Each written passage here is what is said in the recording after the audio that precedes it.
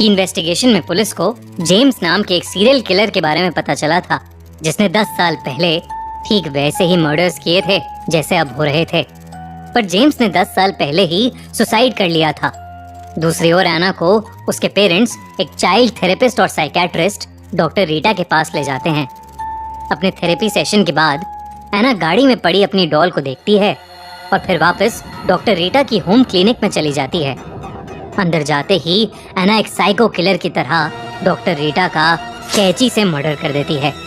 अगली सुबह डॉक्टर रीटा की केस फाइल में ऑफिसर जेराल्ड को कुछ ऐसा दिखता है जिससे वो शॉक्ड हो जाता है। अब आगे।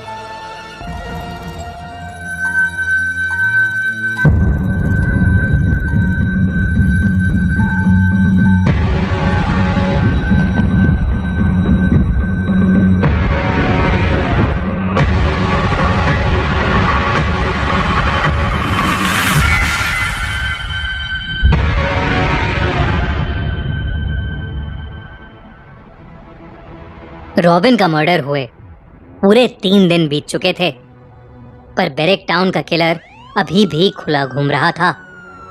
लेकिन जब उस सुबह जेराल्ड ने डॉक्टर रीटा की केस फाइल में एना की मॉम मेगन स्टैनली का नाम पढ़ा तो उसे कुछ ऐसा पता चला जिससे शायद सब राज खुलने वाले थे। वो फौरन ही अपने एक ऑफिसर के साथ एना के घर के लिए निकल गया था। सर, आपने केस फाइल में ऐसा क्या देखा और हम मेगन स्टैनली के घर क्यों जा रहे हैं? मेगन का इस सब से क्या लेना देना? कुछ देर और रुको, सब समझ आ जाएगा। और अगर मेरा शक सही है तो वो किलर आज ही हमारी कस्टडी में होगा। कुछ ही देर में जेराल्ड एना के घर पर पहुंच चुका था। जेराल्ड ने कार से उतरकर एना के घर की डोरबेल बजाई और एना की मॉम मेगन ने दरवाजा खोला। जी आप? मैं सीनियर पुलिस इंस्पेक्टर जेराल्ड। आप ही मेगन स्टैनली हैं? हाँ, मैं ही मेगन हूँ। पर क्या हुआ officer? Is everything okay? Barrack town में जो मर्डर्स हो रहे हैं उसके बारे में तो आप जानते ही होंगी। जी। उसी से रिलेटेड कुछ पूछताछ करनी थी। क्या मैं अंदर आ सकता हूँ? इतना कहते ही जेराल्ड खुद ही घर के अंदर घुस गया। साथ में उसका एक ऑफिसर भी था। घर को इन्वेस्टिगेट करते हुए जेराल्ड के पहले सवाल शुरू हो गए थे। कल शाम आप कहाँ थी? हम लोग एक डॉक्टर के पास गए थे। हम कौन? मैं और मेरी बेटी। डॉक्टर रीटा के पास? जी। वो तो एक चाइल्ड थेरेपिस्ट हैं। हाँ, मेरी बेटी कुछ दिनों से अजीब सा बिहेव कर रही है, इसीलिए डॉक्टर रीटा को दिखाने गए थे। वैसे आपकी बेटी दिखाई नहीं दे रही। वो तो स्कूल गई है। अच्छा, क्या नाम है उसका? एना। क्या मैं उसका कमरा देख सकता हूँ? जी। जेराल्ड एना के रूम में घुसकर छानबीन करने लगा।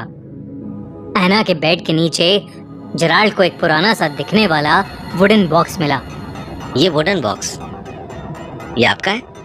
नहीं, मैं भी इसे पहली बार देख रही हूँ। वो वुडन बॉक्स एना को उसी दिन मिला था जिस दिन उसे वो क्लाउन डॉल पार्क में पड़ी मिली थी।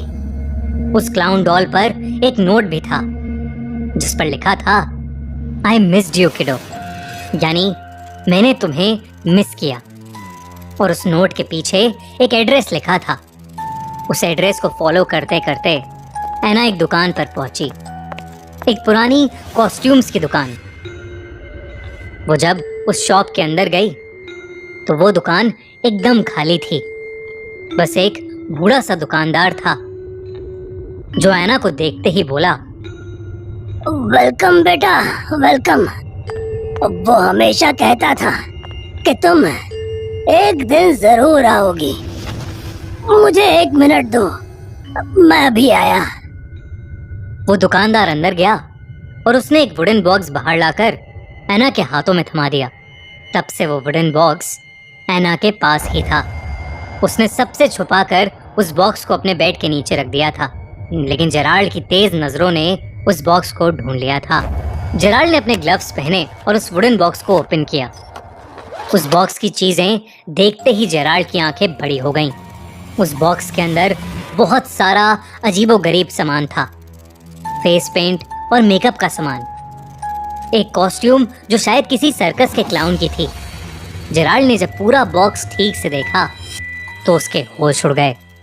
उस बॉक्स के अंदर वही गुब्बारे मिले जो हर मर्डर साइट पर विक्टिम्स के गले से बंधे मिले थे। जेराल्ड ये सब देखकर सुन सा पड़ गया था। उसी डब्बे में एक वीडियो टेप भी था।